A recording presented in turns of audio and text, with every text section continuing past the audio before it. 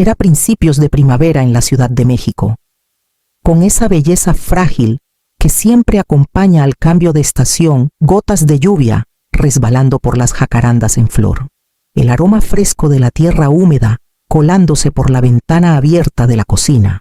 Había pasado la tarde preparando una cena de domingo, de esas que aún creía que importaban pollo asado con romero, puré de papa con ajo y un pay de limón que a Paloma le encantaba desde niña.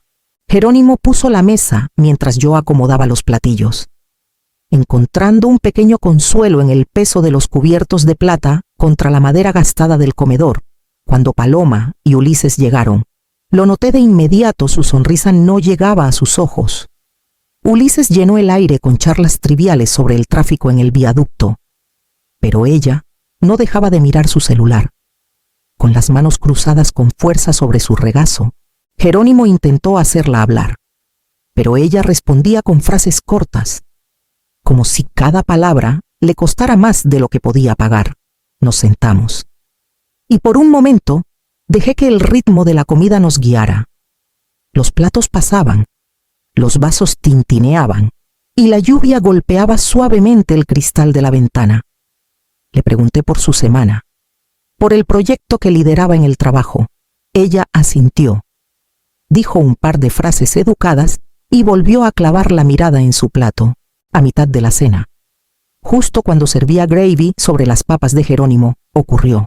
Paloma dejó el tenedor con un ruido seco contra la vajilla y me miró directo a los ojos. Su voz era firme, casi casual, pero sus palabras cortaron el aire como un cuchillo.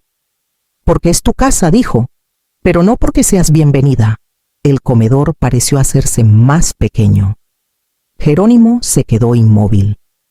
Con el cuchillo suspendido sobre el pollo, Ulises tomó su vaso de agua.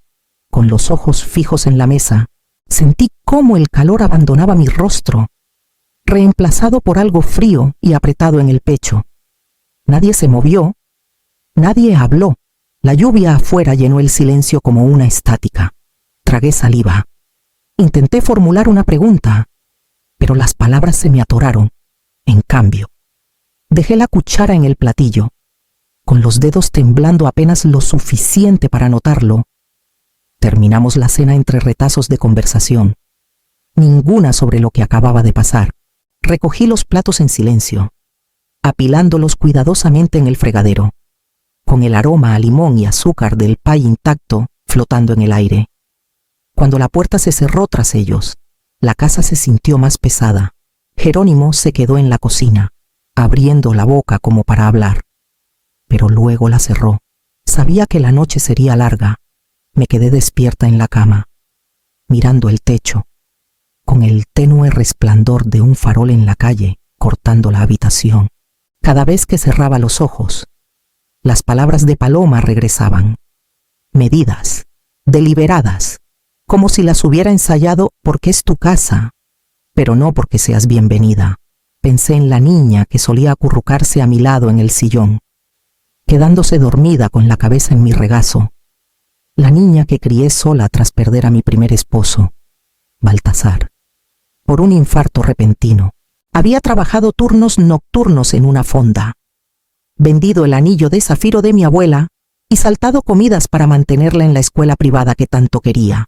Cada sacrificio valía la pena, porque era por ella. A mi lado, Jerónimo se movió, sintiendo que estaba despierta. Carmen murmuró: no dejes que lo que dijo te afecte. Sabes lo tensa que ha estado últimamente. Me giré hacia él en la oscuridad. Estar tensa es una cosa. Jerónimo, esto fue otra cosa. Dudó. Su respiración apenas lo suficiente irregular para saber que había algo más. Tal vez solo... No lo interrumpí. Lo dijo con intención, y quiso que lo escuchara exactamente así. Jerónimo buscó mi mano, pero me acerqué más a las sábanas. Sentía que me ocultaba algo. Años de llevar la casa sola me habían enseñado a leer los cambios más pequeños en el tono, las pausas que pesan más que las palabras. Me quedé despierta mucho después de que él cayera en un sueño inquieto. La lluvia había parado, dejando un silencio hueco que hacía mis pensamientos más ruidosos. Paloma lo había dicho con una certeza que no venía de un mal momento. Al amanecer, tomé una decisión. Fuera lo que fuera que quiso decir con las cosas van a cambiar, lo iba a descubrir y lo oiría de su boca, sin nadie más en la habitación. A la mañana siguiente, encontré a Jerónimo en la cocina, sirviendo café en su taza favorita, una con un pequeño desconchado. El aroma era cálido y familiar, pero no calmó la inquietud que me seguía desde la noche anterior. Me senté a la mesa, con las manos alrededor de mi propia taza, y esperé hasta que me miró. No vamos a fingir que anoche no pasó nada, dije. Exhaló lentamente, dejando la cafetera en la estufa. Carmen, tal vez solo... No lo suavices. Cada palabra fue intencional.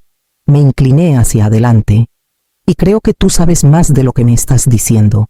La mirada de Jerónimo se desvió hacia la ventana. Ese pequeño movimiento me dijo lo suficiente. Estaba decidiendo cuánto admitir. Hace unas semanas empezó. Paloma vino mientras no estabas. Quería hablar del futuro. Mantuve la voz firme. ¿Qué futuro? Dijo que sería inteligente transferir la escritura de la casa ahora. Así, si algo pasara. No habría complicaciones. Mis dedos apretaron la taza. Transferir la escritura, mientras estoy viva y perfectamente bien. Ella lo planteó como una precaución. Carmen, por tu bien. Sentí el ardor de las palabras más que el calor del café. Y no pensaste en mencionármelo antes. No quería preocuparte, dijo en voz baja. Preocuparme no alcanzaba a describirlo. La casa no era solo madera, y ladrillos era el lugar donde había invertido años en restaurar. Donde creía que la familia significaba seguridad. Saber que mi hija había estado discutiendo su futuro sin mí era como si el suelo se moviera bajo mis pies. Jerónimo buscó mi mano, pero la retiré. Su silencio estas últimas semanas había permitido que algo creciera en la sombra, y ahora necesitaba ver exactamente qué era. Esa tarde, llamé a Renata, una vieja amiga que conocía a Paloma desde que usaba trenzas.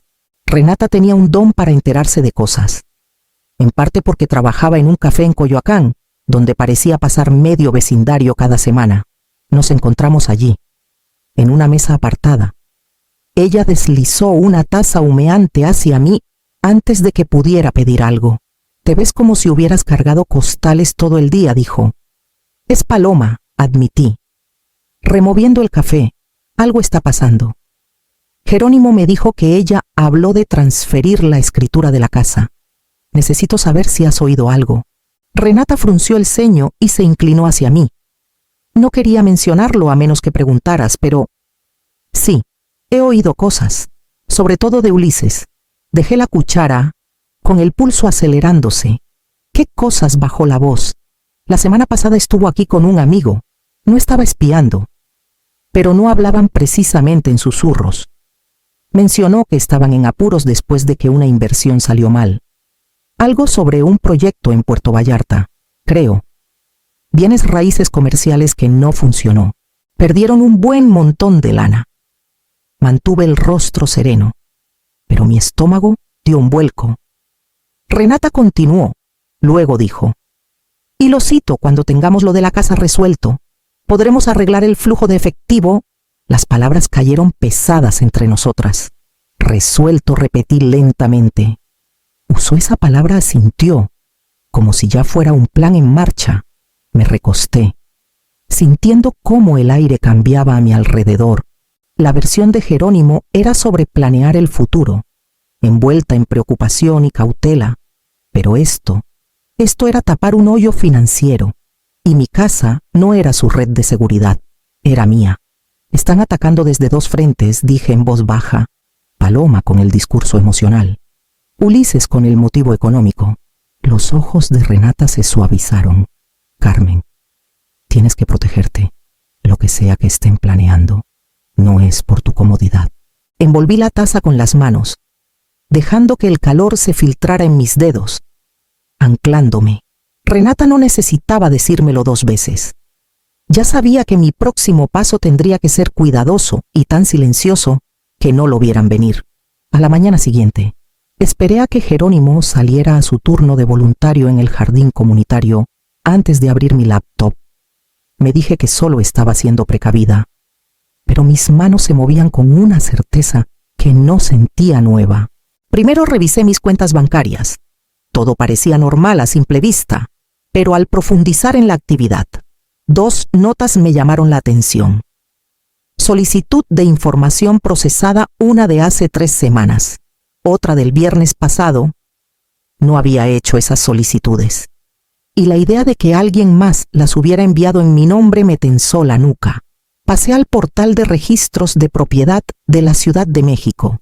En la sección de actividad reciente, vi otra solicitud, una copia completa de la escritura de mi casa, sin motivo indicado.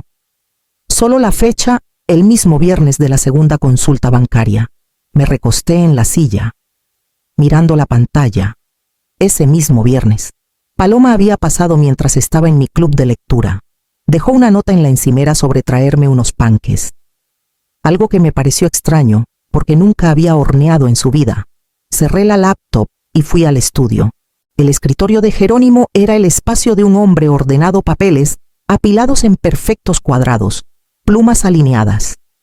Abrí el cajón superior, pensando que no encontraría nada. En cambio, una tarjeta de presentación estaba sola en una esquina. El nombre decía Eduardo C. Mondragón, abogado, derechos de adultos mayores y discapacidad. No era el abogado de Jerónimo. Conocía al hombre que usó para su testamento. Y no era este. Di vuelta a la tarjeta. En la letra pequeña y pulcra de Jerónimo había un número de teléfono y las palabras llamar replanificación de capacidad. Capacidad. La palabra resonó en mi cabeza. Esto no era solo sobre la casa. Estaban investigando mi competencia legal, tutela, control. Coloqué la tarjeta exactamente donde la encontré. Alineé las plumas y cerré el cajón. Si Jerónimo o Paloma ya estaban moviendo piezas, no podía dejarles saber que había visto el tablero. De vuelta en la mesa de la cocina, tomé el café que se había enfriado. La lluvia comenzó de nuevo, constante contra el tejado, enmascarando el silencio de la casa. En ese sonido, me hice una promesa, fuera lo que fuera que estuvieran planeando. Sabría cada detalle antes de que hicieran su próximo movimiento. No perdí tiempo. A media mañana, estaba en la oficina de Ignacio Rivas, con el familiar aroma a cuero y papel calmándome. Ignacio había manejado la venta del negocio de mi difunto esposo hace años y se ganó mi confianza con su manera tranquila y metódica de trabajar. Le conté todo el comentario de Paloma en la cena, la confesión de Jerónimo, la conversación que Renata escuchó, las solicitudes no autorizadas de mis registros y la tarjeta del abogado en el escritorio de Jerónimo. Ignacio escuchó sin interrumpir, tomando notas en su letra precisa y cuadrada. Cuando terminé, se recostó. Carmen, esto no se enfrenta a medias. Necesitas 2 cosas de inmediato: proteger tus activos y pruebas documentadas de tu capacidad mental. Explicó las opciones: poner mi casa y cuentas bancarias en un fideicomiso revocable bajo mi control total, actualizar mi poder notarial para que nadie pudiera tomar decisiones sin mi consentimiento explícito y obtener una evaluación médica notariada que certificara mi competencia. Con eso en orden, pueden hablar de tutela todo lo que quieran, pero no tendrán sustento, dijo. Pregunté si debía confrontarlos ahora. Ignacio negó con la cabeza. Aún no. Si muestras tus cartas antes de tener pruebas, ajustarán su estrategia. Déjalos pensar que no sospechas nada. Salí de su oficina y me quedé un momento en el coche antes de sacar mi celular. Llamé a Soledad, mi prima, en Veracruz. Ella había trabajado como secretaria en un juzgado de sucesiones durante 30 años y había visto familias destrozadas por mucho menos que una casa. Cuando le conté lo que pasaba, no sonó sorprendida. Las leyes de tutela están para proteger, Carmen, pero las he visto usadas para despojar a alguien de todo. Solo hace falta un doctor complaciente y un juez que no haga muchas preguntas. El nudo en mi pecho se apretó. Puedo vigilar los registros en tu alcaldía, ofreció Soledad. Si intentan presentar algo, lo sabrás antes de que sea oficial. Le agradecí, sintiendo un pequeño alivio entre el escudo legal de Ignacio y la mirada atenta de Soledad. Ya no estaba completamente sola. Aún así, la pregunta me presionaba si ya estaban preparando el terreno. ¿Cuánto tiempo pasaría antes de que hicieran su jugada 2 días después? Llamé a Paloma y la invité a tomar un café. Mantuve la voz ligera, con ese tono casual que una madre usaría para suavizar una noche tensa. Aceptó sin dudar. Y para cuando llegó, la cocina olía a canela y café recién hecho. Ya había colocado mi celular en la encimera. Inclinado, justo para grabar en silencio con la aplicación activada, me dije que era solo una precaución, pero mi corazón sabía más. Hicimos charla ligera al principio su trabajo, el clima, un nuevo restaurante tailandés que ella y Ulises habían probado.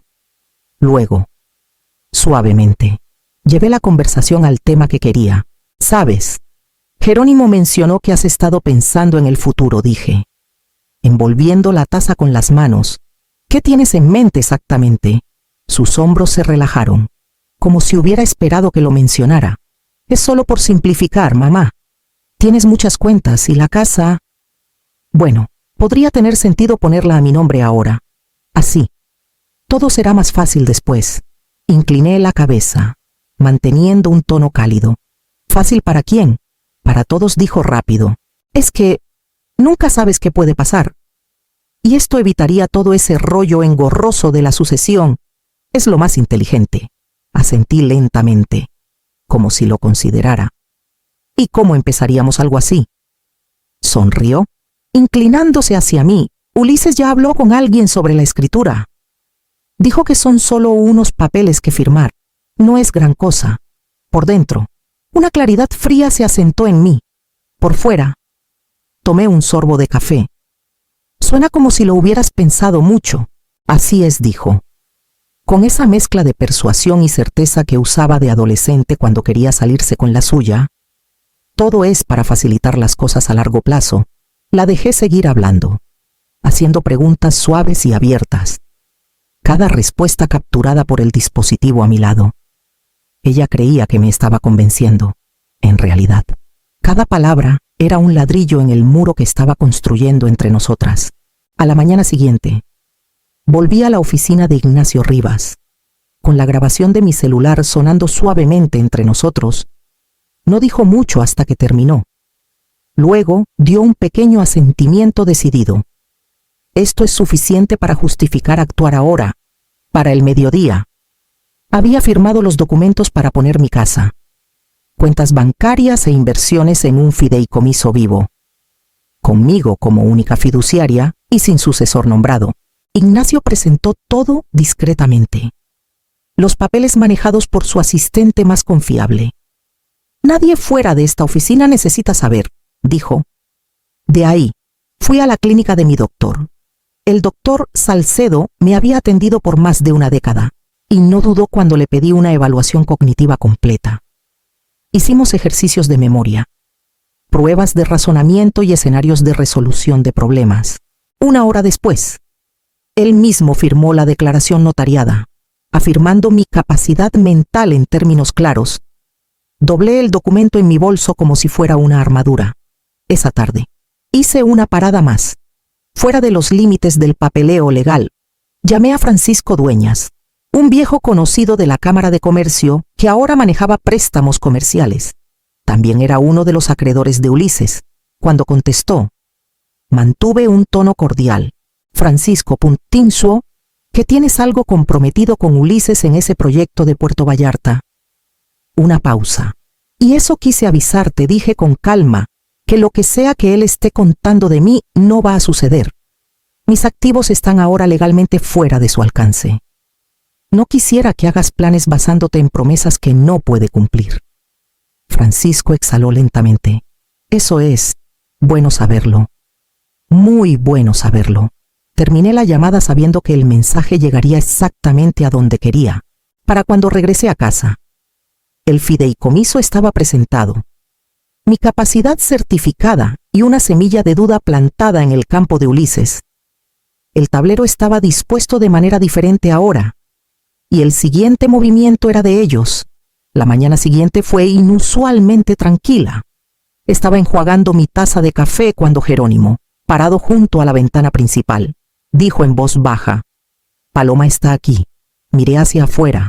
Su coche estaba estacionado al otro lado de la calle, con el motor apagado. Pero no salía.